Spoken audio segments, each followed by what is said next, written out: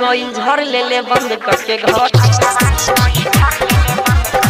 है जवानी गइल झर ले बंद करके घर है जवानी गइल झर ले बंद करके घर। सुन रे सखिया मोर एगो बतिया सुन रे सखिया मोर एगो बतिया ओही दिन से लागत डर है जवानी गइल झर ले बंद करके घर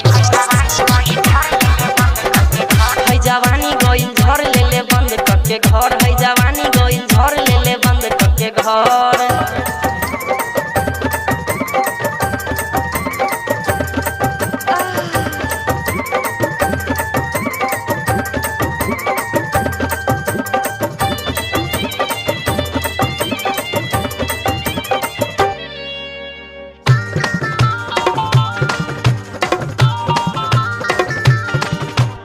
सखी रे धीरे धीरे उठावेला तमीज के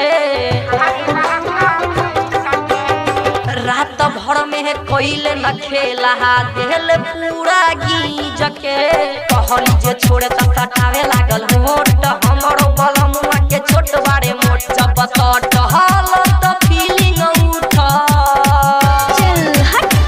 जब सटहल त फीलिंग उठल दुनु है जवानी गइल झर ले बंद करके घर है जवानी गइल झर ले बंद करके घर है जवानी गइल झर ले बंद करके घर।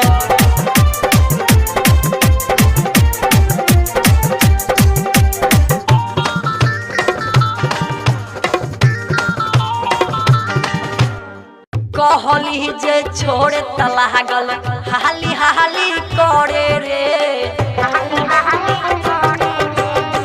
देखली जे केहू त कौन कोन डरे रे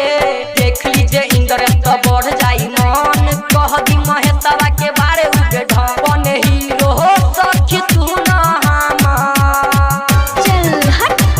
बन हीरो सखी तू ना हमर जे के करन है जवानी गइल झर ले बंद करके घर है जवानी गइल झर ले बंद करके घर है जवानी गइल झर ले बंद करके घर है जवानी गइल झर ले बंद करके घर। सुन रे सखिया मोर एगो बतिया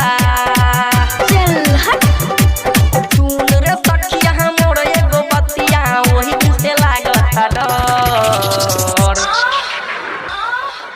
है जवानी गइल झर ले बंद करके घर।